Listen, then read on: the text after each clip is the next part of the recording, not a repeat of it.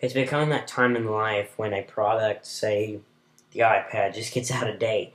And, well, instead of getting depressed on this video, let's talk about the iPad 2. And here I have what will be known as soon the first generation iPad. This will be known as an antique soon enough. But here I have the first generation iPad. Really a revolutionary product, and not ever since the word all this stuff wasn't necessarily new. It was the first tablet to ever get it right.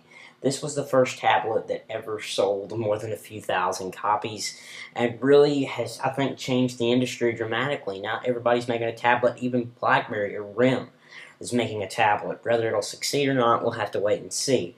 But this is this has been one of the most successful tablet ever.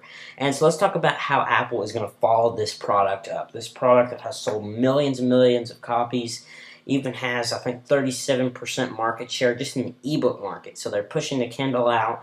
And this product, let's see, what I think at least. You guys can be totally different about this if you choose, have totally different opinions. But here's what I think is going to happen. First of all, it's going to be thinner and lighter, because this first generation iPad is very heavy, hard to carry around, I think. This 1.5 pounds, you're sitting here trying to read it, it gets heavy in your hand. Sitting here trying to read a book, flipping back and forth, it's really hard to hold with one hand for long periods of time. If Apple can get it down to even, a half pound, if they can turn off a pound, I think they'll really have a great product, and I think that is possible. Apple has shown that they can do that, I think. They may have to change, some of the way the back is made, but I think, overall, I think it's very likely that they can change this product up and make it much lighter, and a bit thinner also. Next, I think, is it'll have much better internals. It will at least have 512 megabytes of RAM, if not up to a gigabyte, because I know the BlackBerry Playbook is going to have a gigabyte of RAM. So I don't know why Apple wouldn't try to follow that up and make it bigger and better, but we'll see as that goes on. It can also have an A8 chip in it instead of an A4, which would be like 1.2 gigahertz, something like that. But I'm not sure about that. I doubt Apple's going to ditch the A4, because it seems to be a really great chipset, and it seems to be working fine. Next is a front and rear facing camera. Some people are doubting it'll have the rear facing camera, but here's what I see it as. Why would Apple go just halfway with something that has already been done? Let's say the iPhone 4. I think that Apple just finish up the job, do a front and a rear facing camera, and go and have it done. Sure, it's not going to be that practical to sit here and hold up the iPad while you're taking a picture. Well, sure not. But, say you want to snap a quick picture, send it to a friend, you don't have your iPhone handy, or just have this in your hand, it'd be a much better creation tool. I'm not saying it has to be a high-resolution camera. It probably won't be. It'll be probably a 3-megapixel camera, a 0.1 megapixel camera on the camera on the front, or a 0.3 megapixel camera on the front. But I think that'll be just fine. Next is a possible Retina display. If cost is practical, I'm not sure. It depends on how Apple's numbers work and everything. But the current iPad has 1024 by 768 resolution.